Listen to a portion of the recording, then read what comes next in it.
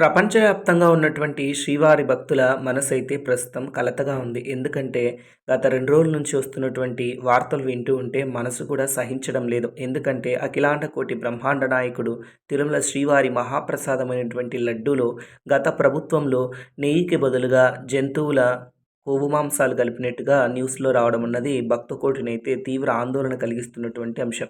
సాక్షాత్తు రాష్ట్ర ముఖ్యమంత్రి నారా చంద్రబాబు నాయుడు గారే ఈ విషయాన్ని బయటపెట్టడం అన్నది చాలా బాధాకరంగా ఉంది. గత ప్రభుత్వంలో టీటీడీలో జరిగినటువంటి అవినీతులు, అక్రమాలు అన్నీ ఇన్ని కాదని చెప్పొచ్చు.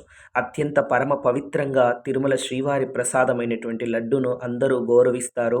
ఆ లడ్డూను ప్రేమిస్తారు. మరి అటువంటి లడ్డూ పైన జరిగినటువంటి దారుణం నిజమైతే ఆ దుర్మార్గులను ఆ అఖిలాండ కోటి బ్రహ్మాండ నాయకుడు తిరుమల శ్రీనివాసుడు ఖచ్చితంగా కఠిన శిక్ష వేస్తాడు.